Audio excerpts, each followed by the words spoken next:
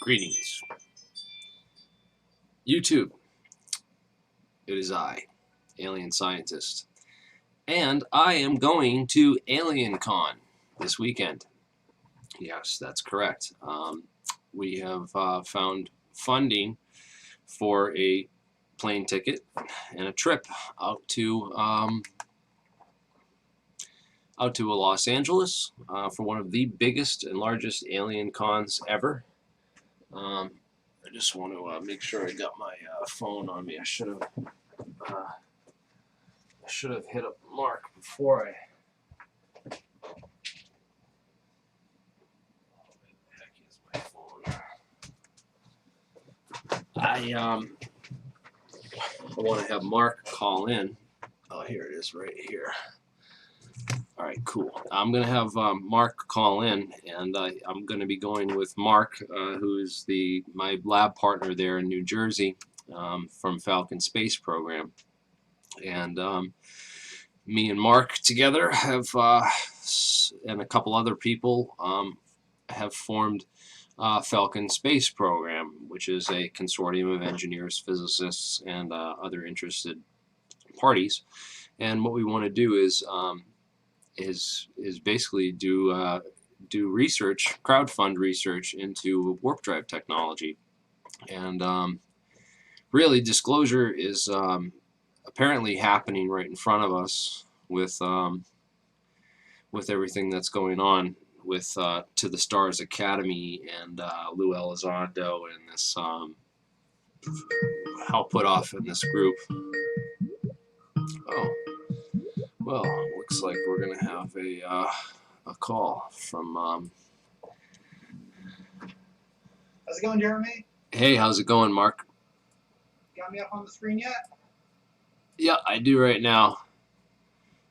Okay, let me show you what I got so far. Oh, there's pictures of the laboratory. This is one of the binders. Sweet. And we've got like general pictures of what's going on over here and how we assembled it. Oh, that's nice thick paper. You were talking about that too. The paper. The real thick stuff, so that we can have hundreds of people look it over without any tears or anything. This is from when I was doing the vacuum tubes. Very nice. So anyone out in LA, I know Michael Schratz out in Los Angeles. He called me the other night when he found out I was going, and I gotta call him back. We're gonna probably meet up with Michael Schratz. I gotta find some way to do more. I guess there's not a lot of internet connectivity in the place, but I want to find some way to record. I'm gonna bring cameras, obviously, and I want to record as much as I can, because I want to interview and talk to as many people as possible and record as much stuff, and I want to go. Then I'll have tons of content to go through and post from all the conversations and stuff and all the people I'm sure we're going to run into here. So we got a booth. It's going to be the number booth that they gave us was 51.5, which is odd. It's like a palindrome of 51, and we're going to be holding down Area 51 at our booth and disclosing like some serious technology at AlienCon, and just seeing what people think to like the 20,000 people or whatever is gonna be there at this. This is one of the biggest ones ever. So I can't wait to see what people think of the anti-gravity technology and the stuff that we want to put together as far as our public source space program goes.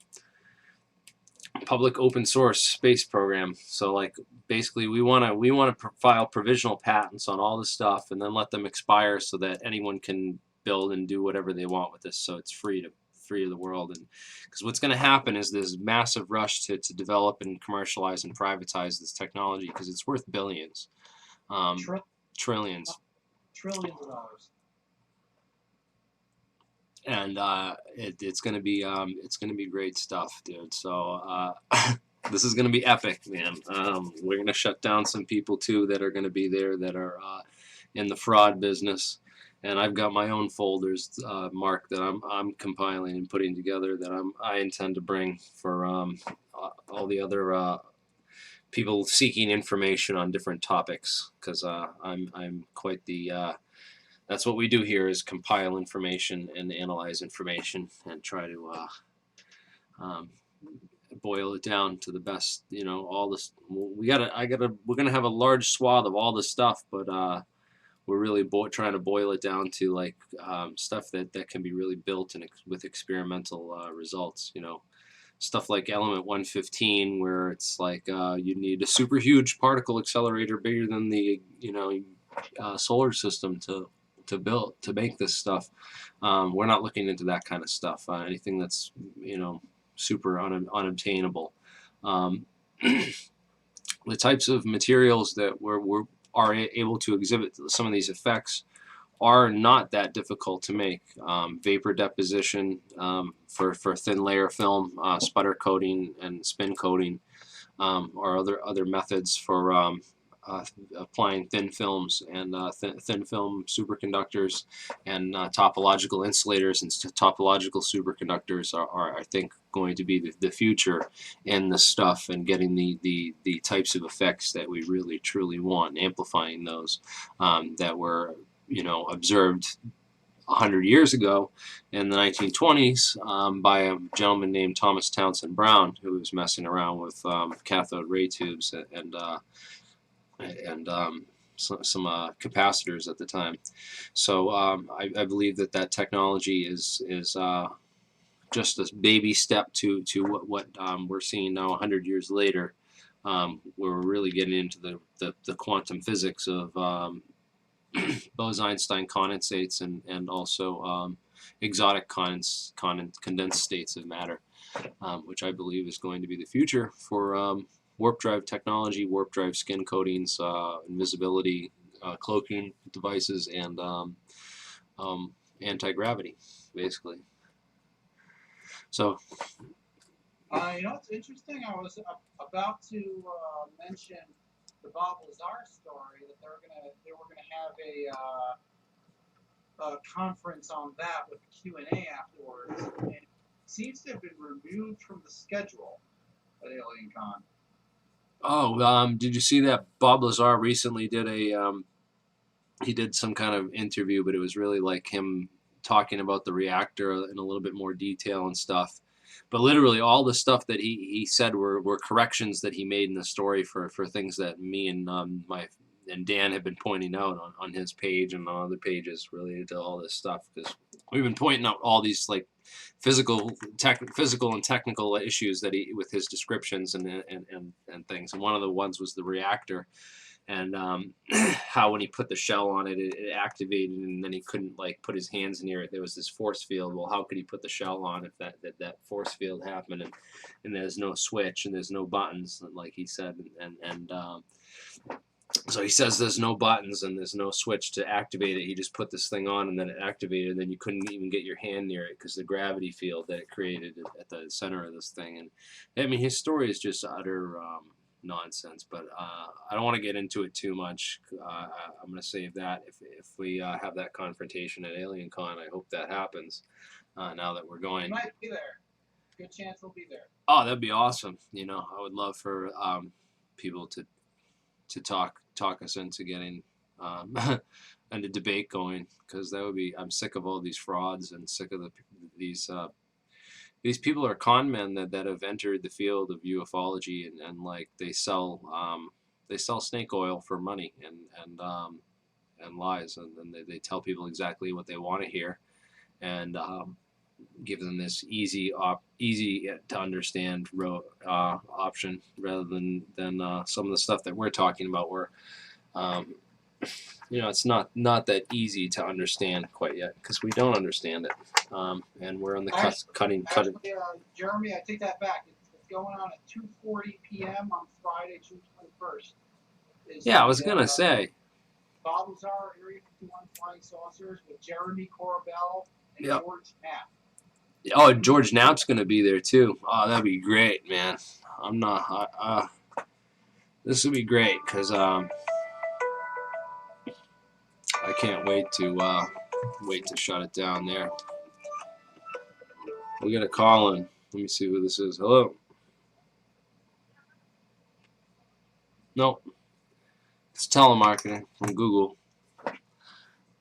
Anyways, we should. I'm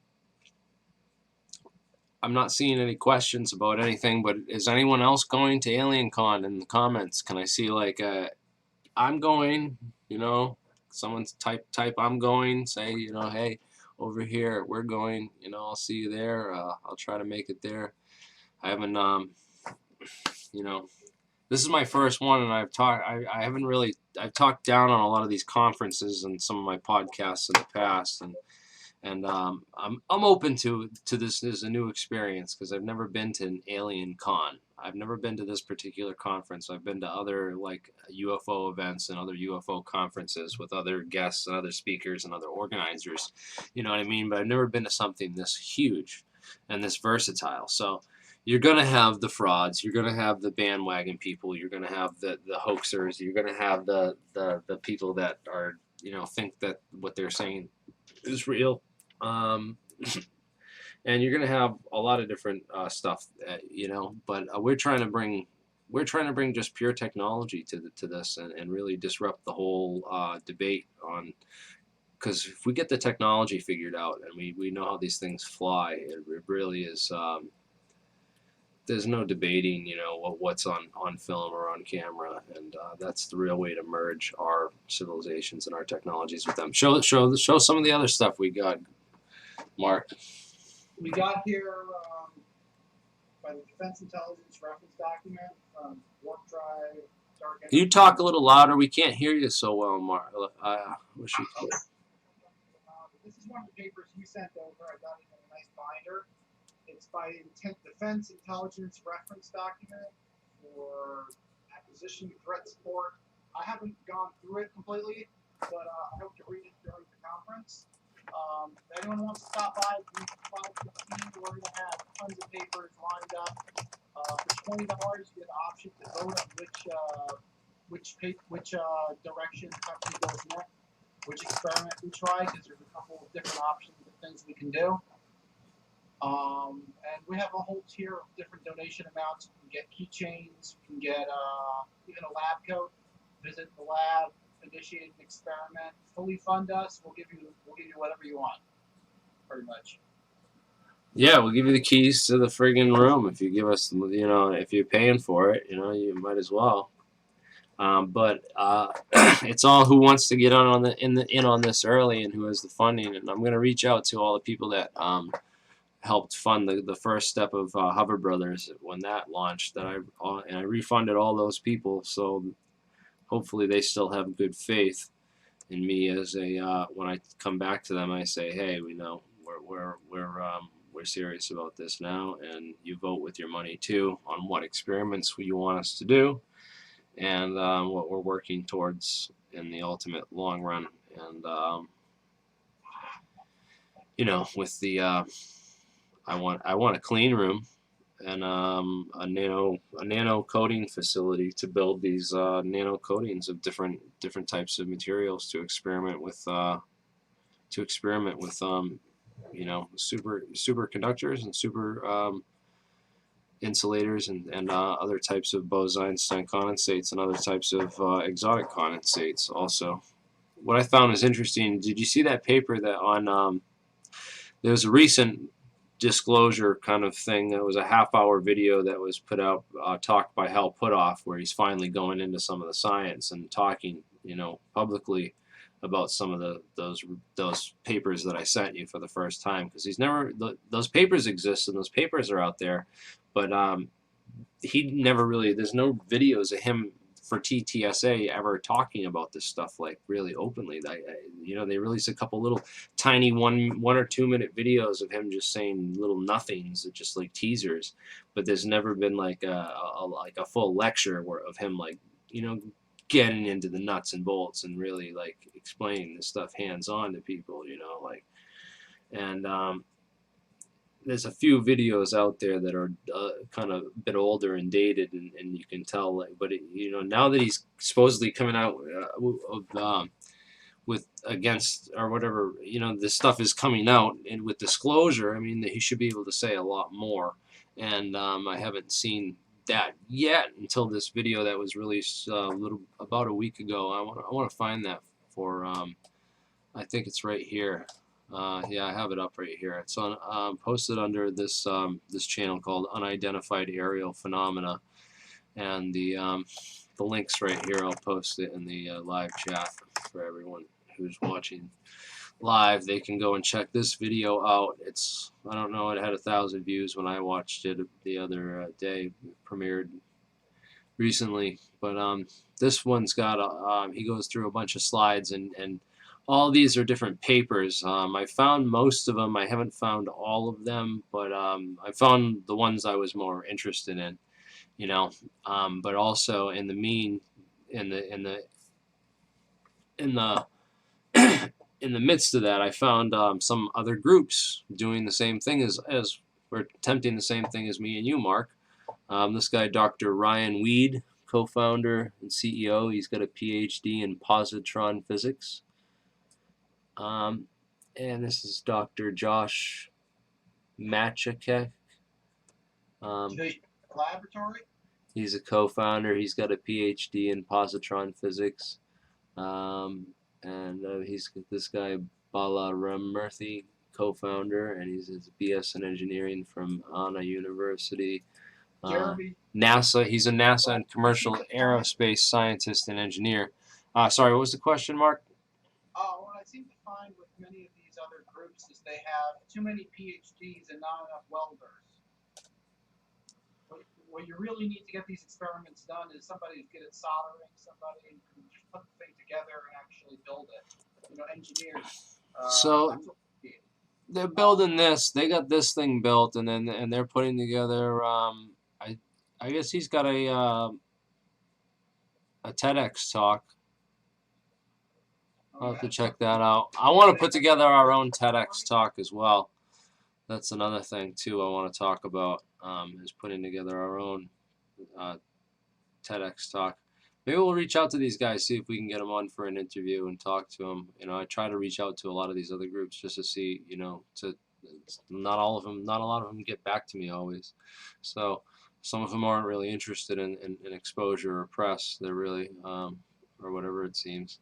But these guys seem to be doing more with positron, focusing primarily on positron research, whereas the stuff that Hal Puthoff was talking about in this more recent thing, and one of the main papers that he referenced that I thought was interesting, and I think I said that to you, was it was the paper on hold up, here it is. So it's called Strongly Anisotropic Media, the Terahertz Perspectives of Left-Handed Metamaterials. And it talks a little bit about the difficulty in making terahertz frequency metamaterials which are active in the terahertz frequency range, and talks about some of the strange properties of the materials once you do create them. And I got that paper right here. Yeah, I sent this to you, and this is a very interesting disclosure, if you will, because it's basically that thing that Tom DeLonge was talking about on Joe Rogan, and describing very poorly, of the piece of metal that you hit with the terahertz, and it does something, you know, that he couldn't describe. But what it does is the incident light waves of the terahertz on the system penetrate into the material, and then inside, once inside, it creates a resonance effect, which create polariton exciton pairs. And those polariton exciton pairs are basically positrons. You pump the lattice, and you create positrons this way. Although they only exist for a brief second, then they annihilate. They exist in the form of these polariton exciton states. So basically, it's a way to bypass all this crazy research that those these other dudes are doing, you know, with this thing. And you're using a metal to produce positrons, a whole surface of them, and a field effect of this condensed matter state on demand using incident laser stimulation at terahertz frequency. So it's a little bit different. Um, Anyone still following with that? Okay, there's a couple questions over here. Boyd-Bushman. Okay, the Boyd-Bushman experiment. Just two opposing magnets falling slower than the speed of gravity, or 9.8 meters per second per second. We actually tried that experiment to an extent. It does work. It may be some relation to Earth's magnetic field when you're dealing with really strong magnets. They will interact with Earth's magnetic field and possibly be affected by it. We don't see any actual application for it. Also, people were asking when is the conference. It's this Friday, Saturday, and Sunday, June 21st to the 23rd in the Los Angeles Convention Center. Hope to see you all there. We're at booth 515 or 515, area 51 right there. Oh, and our last experiment, the gravitator experiment. So at first we thought we were getting positive results, but then those results turned out to be nothing more than electrostatic repulsion in the wires. So we're going to have to re-evaluate our setup to make sure that we correct for any electrostatic effects. At those voltages, many strange things start to happen. It may end up being a whole hoax in the end, or just a dead end. But until we do the final experiment, we really don't know what's going to happen. Right on. Well, I can't wait to see what the crowd out there thinks about all this information that we're going to drop on them, and if they can enjoy the conversation that we're going to try to inject into this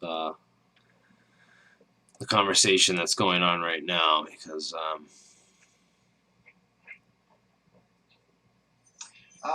we have a question about quasi-crystals. I think Jeremy is a big fan of quasi-crystals.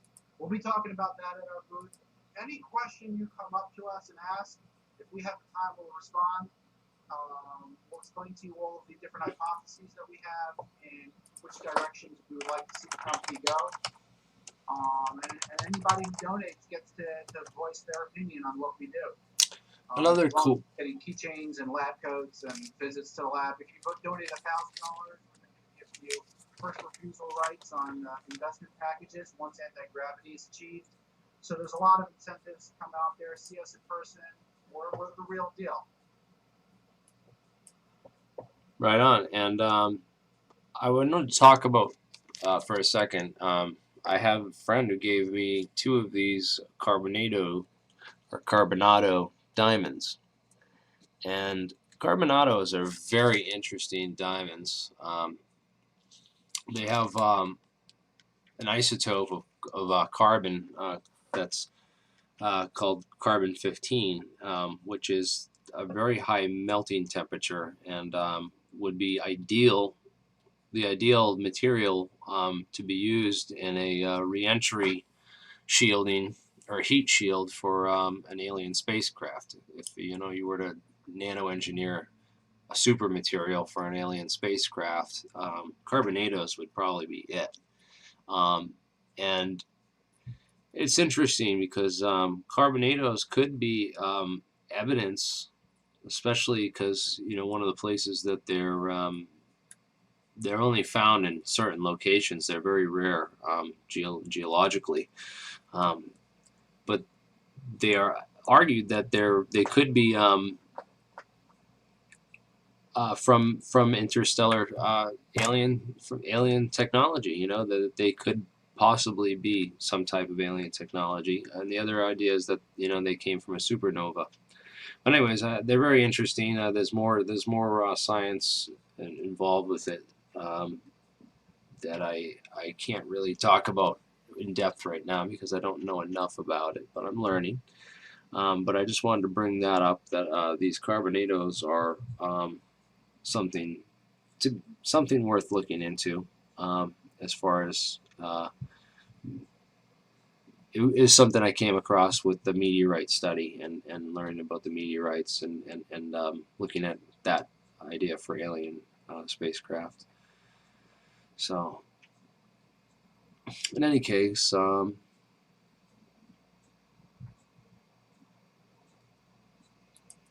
People keep on mentioning element 115.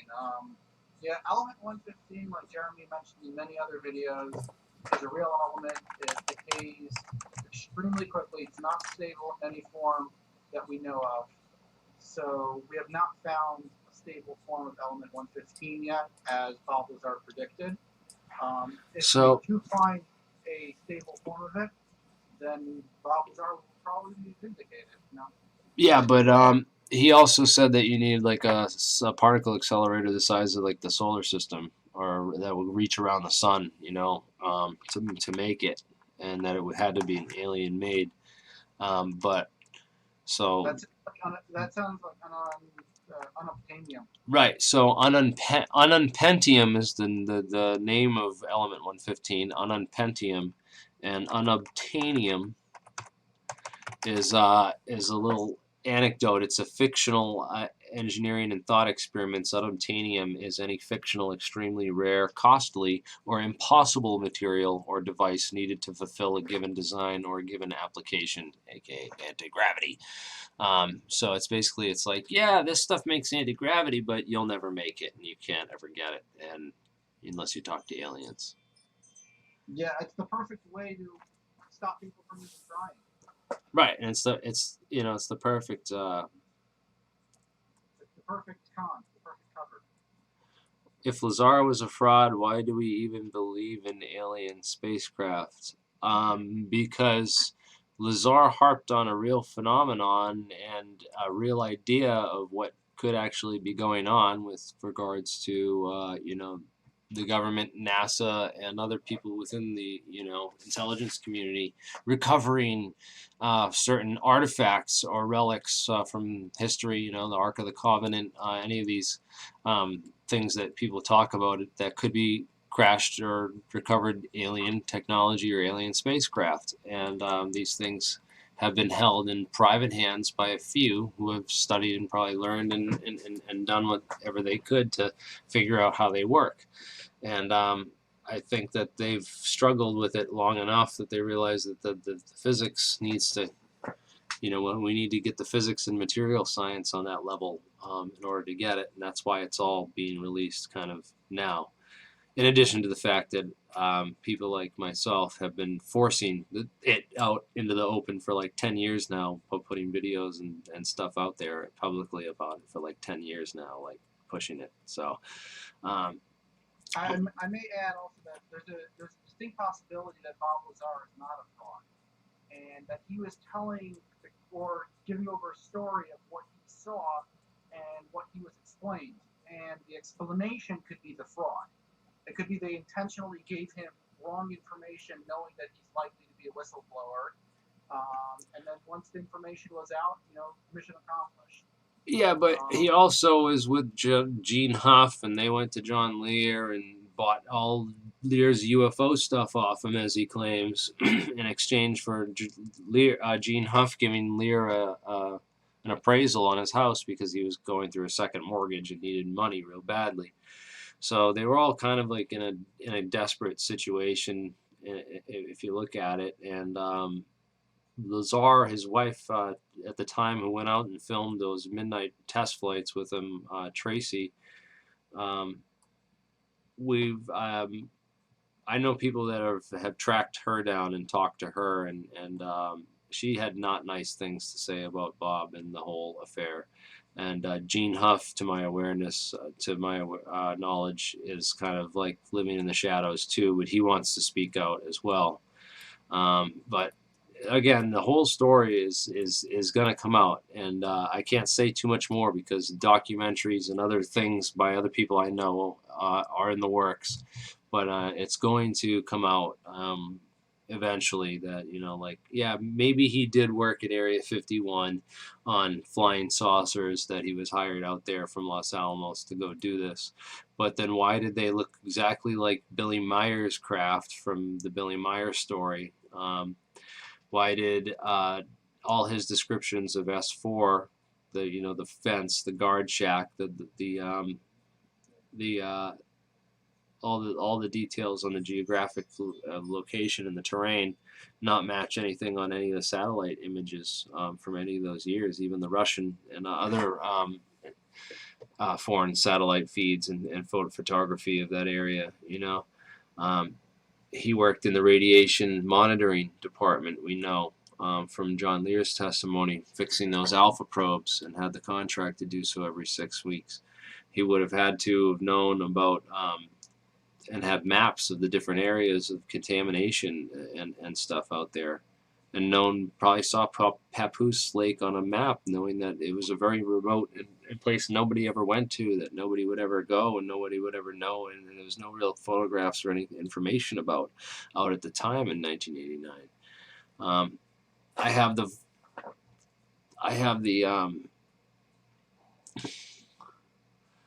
but anyways, it's not worth arguing. I put the facts out there already numerous times, and I really should just, you know, like, stop having to repeat them, because it's just a waste of time. I am putting together a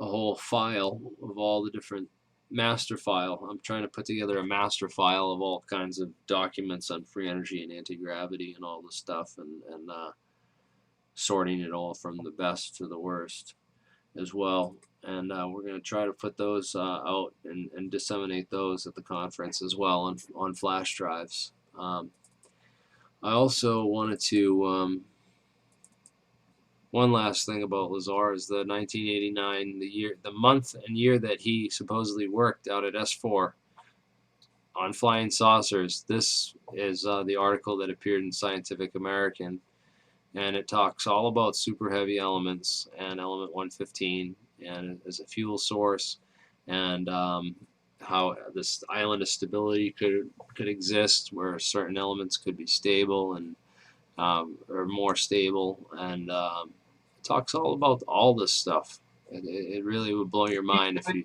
You think he's a fraud 100%? Well, dude, the week that he worked out there on element 115, this is the article that was published in Scientific American, and it's all his friggin' technical details, like what, and he always like says like, yeah, I'll put together a more technical summary and give it to like the you know, but he's never gone on a debate in front of physicists, he would never debate like a physicist, you know what I mean? He always hides behind George Knapp and guys like Jeremy Corbell, who's his new like lapdog, you know what I mean? Well, we better print out all that paperwork and bring it there, because you're going to meet Jeremy Corbell and George Knapp. Oh, I'm gonna show them all. I'm gonna show everything to George Knapp and be like, let's have a debate on it. I would love to get a debate going, and I have it all right here. I have this. I got some of it anyways. I'm not even done. I haven't even begun.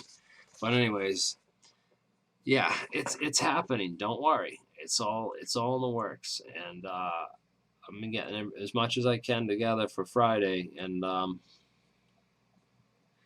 yeah, I can't wait.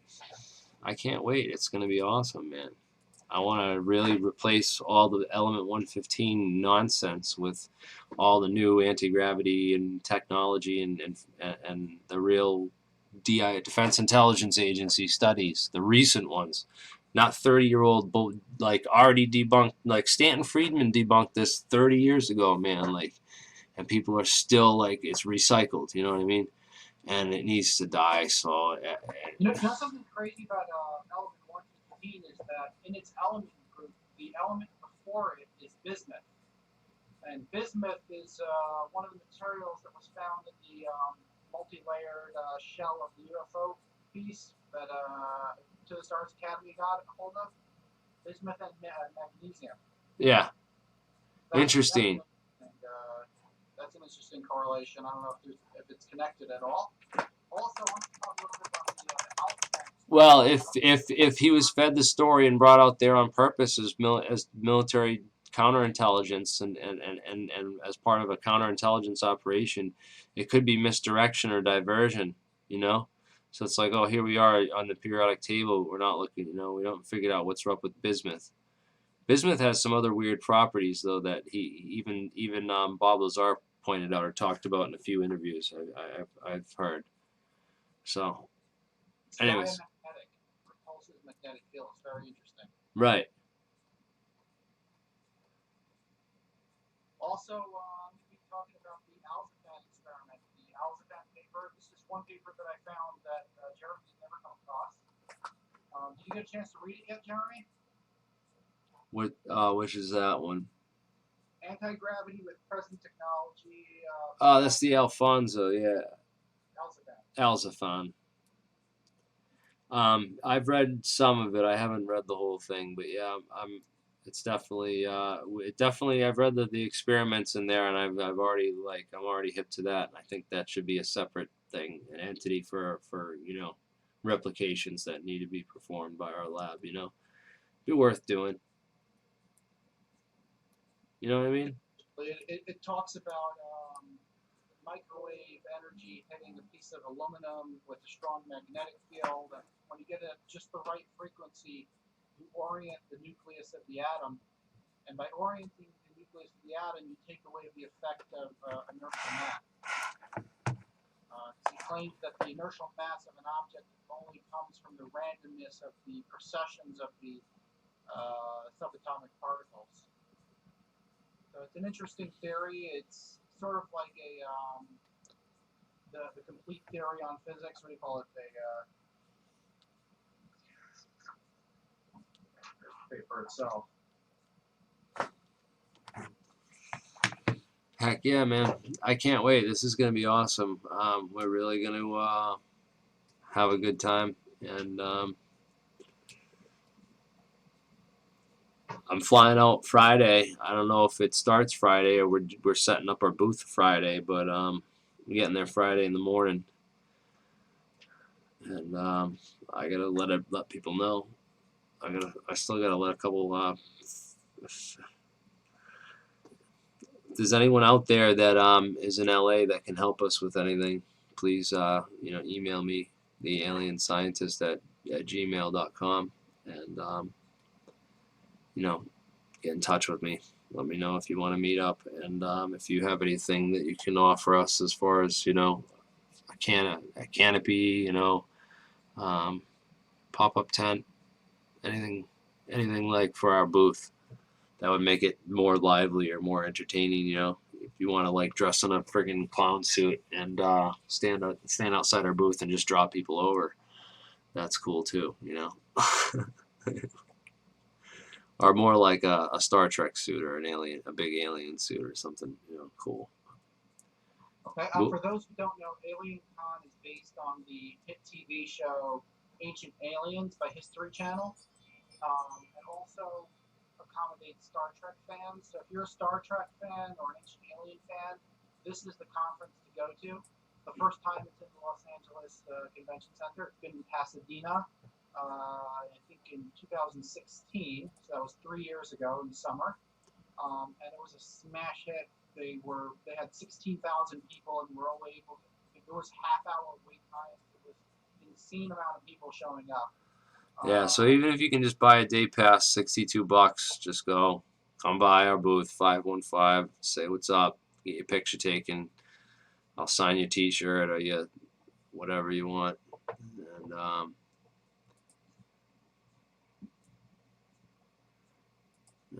sign your girlfriend's chest.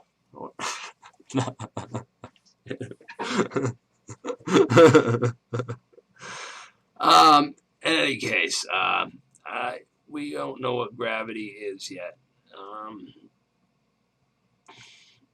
Not definitively. We have 1,000 different theories. There's a bunch of different theories, but what does it matter if we got warp drive, man? Because we don't really. It's not like really. You don't need to master gravity, or you're basically shifting space time by warping it using these materials and these effects.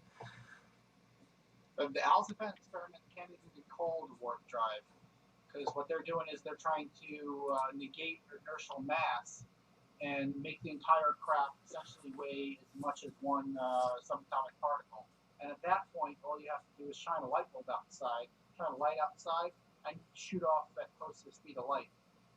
Because light does have some thrust to it, and that would explain why flying saucers sometimes have a bright flash when they shoot off. But it may be something else. We really don't know what experiment's gonna end up winning. What experiment's gonna end up showing us anti-gravity in any True. form. I think we have a good idea. I think the team we have together, and based on all this stuff that's coming out and the research we see, I think we got a pretty good idea.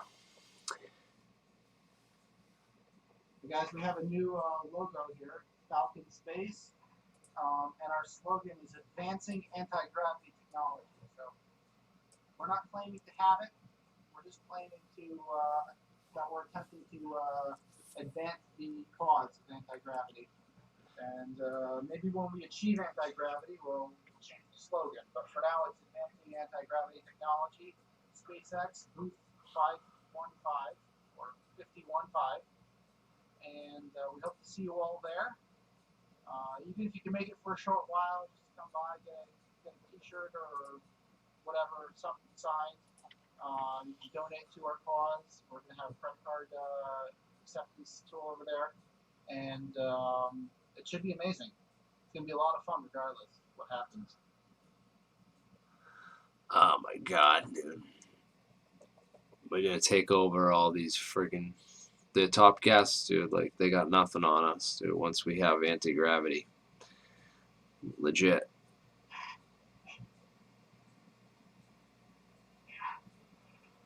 Can't wait. It's going to be awesome. And I'll love to debate half these people as a skeptic, hardcore skeptic, scientist. Have you met any of them? Let me see. I've met any of these people. I know I've met Alejandro Rojas. I've met I